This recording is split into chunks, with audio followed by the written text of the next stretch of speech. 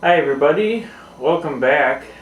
Today I'm going to be talking about bartering items as it applies to your bug out bag, or my bug out bag, depending on how you look at it. Have a few items here that I think would be good in a bug out situation to barter with, something that's valuable, that's not a lot of bulk or a lot of weight to take with you. So let's go over a few of the items I have here. Okay, here I've got a few items I chose. As we mentioned before, cigarettes. I think it's a great item to trade. In prisons where there really is no money being exchanged, they use cigarettes.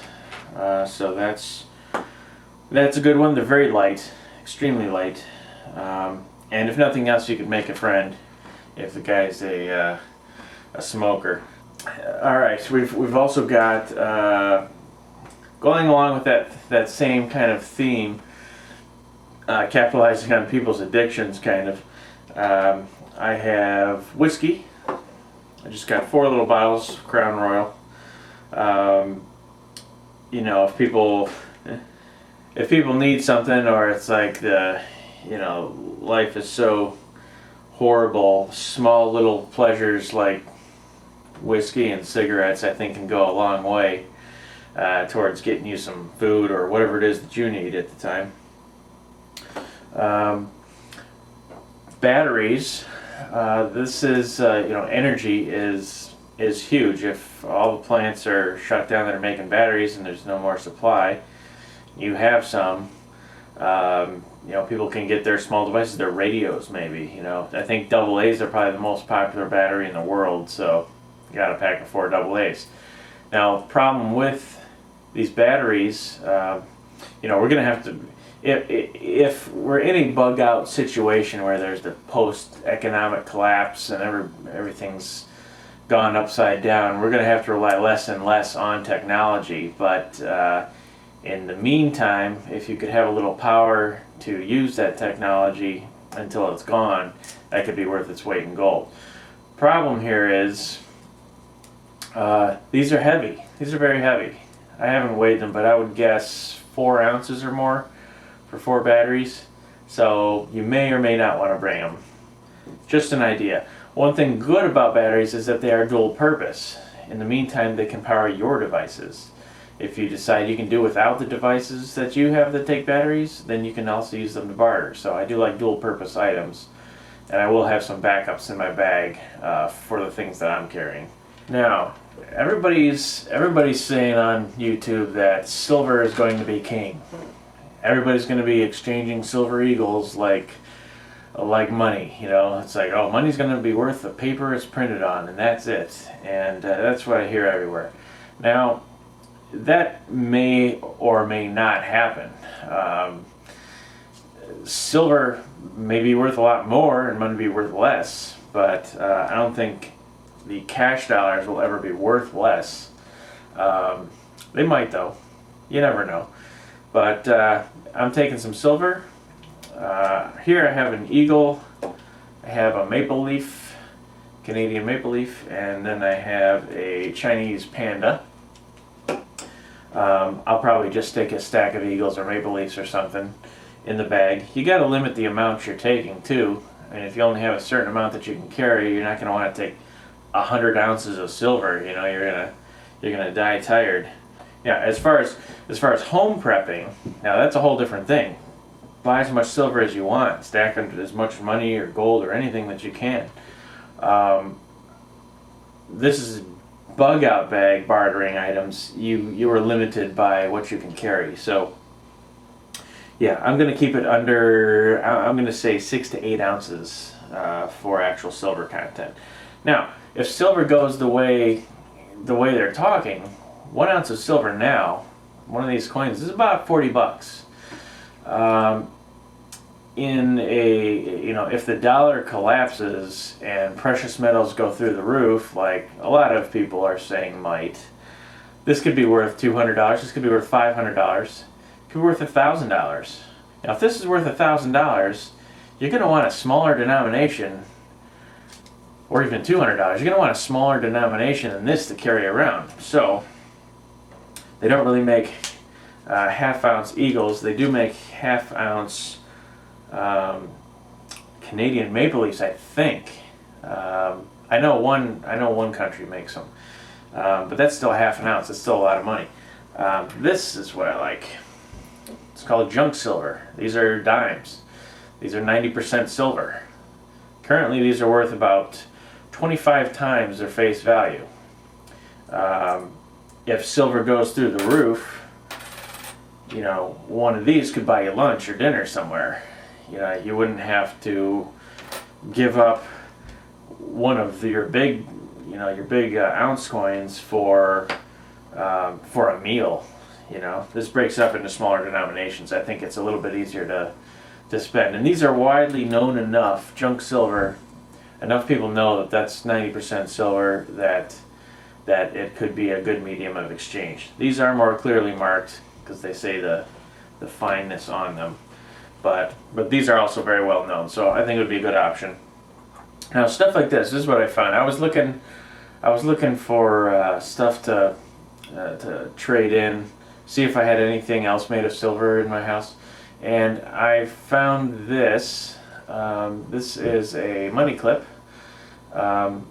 It is sterling silver, and it's got 14 karat gold inlay in it. Now it's 90. Sterling is 92.5% silver, so that's mostly silver there. I would say stuff like this is not a great idea to carry as a barter item because its value is really kind of unknown. I guess you could calculate it based on its weight, and it does have a little gold in it, but it's kind of odd. It's an odd shaped item. I would say cash this in now, which is what I'm going to do with it. Cash it in now at a place that knows its actual value. Exchange it for junk silver, or maybe another ounce coin of silver. These are more widely known, and the 1 ounce coins are all actual government coins, so the value is known.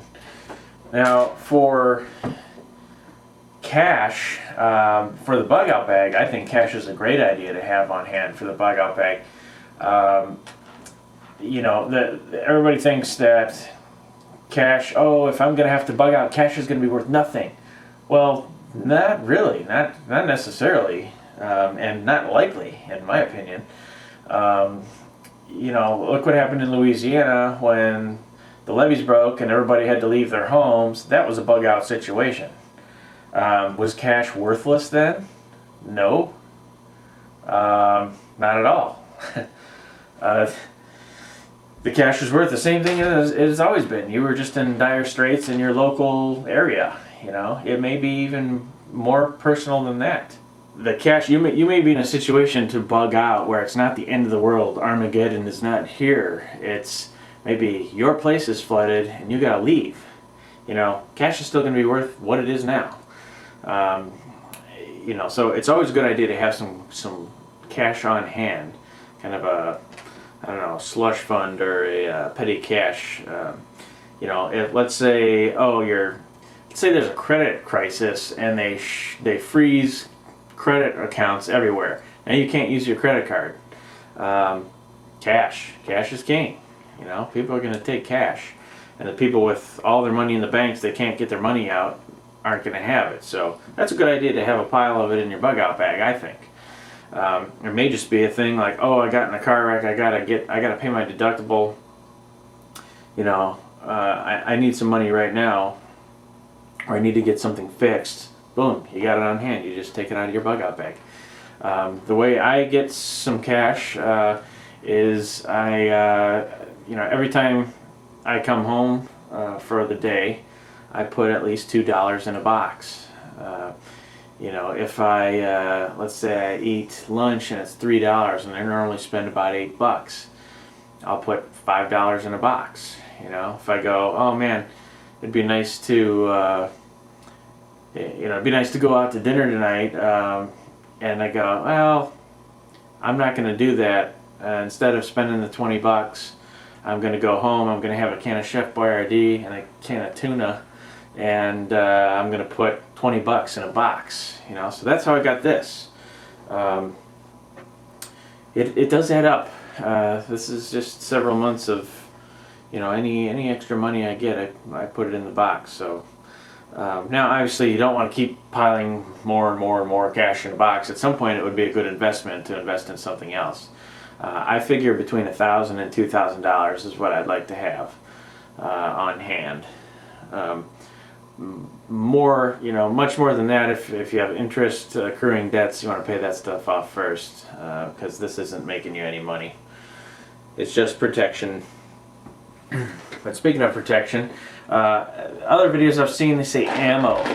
You know, oh, we're only gonna be trading ammo. Ammo's gonna be the next currency. Well, you know, ammo may be important, and it may be important for your personal protection. You know, in a world without rule of law, as I've heard used. But it's also kind of unsafe. I mean, if you're giving a guy, especially if a guy sees what you got, he sees the rest of your spread and you're trying to trade some stuff, and you give a guy ammo, you're giving the guy the means to steal the rest of your stuff, everything you have. So, you know, that's maybe a last resort, rather. I would say, you know, have enough ammo for you. If you find you don't need it very much, you know, keep a couple clips for your handgun, and then you know, maybe trade them, maybe a bullet or two at a time. Maybe get a sandwich or a meal out of it. I don't know. But be very careful to who you trade with, and make sure that you're still armed at the point that you're trading. So I've got two kinds of ammo here. Probably the two most popular ammo that anybody would need. 9mm, it's like universal standard, 9mm everywhere, and 12 gauge. This is double-aught buckshot. This is like police, this is law enforcement ammunition. Yeah, I mean, this is what does it, you know. If you're hunting big game, this will take them down. It's a lot more lethal than birdshot or anything like that. So, all right. Well, I hope this gave you guys some ideas. Let me know what you think. If there's any other items that you think I should put in my bartering kit, let's call it, let me know. And thanks for watching. I'll have more content up soon. You guys have a good one.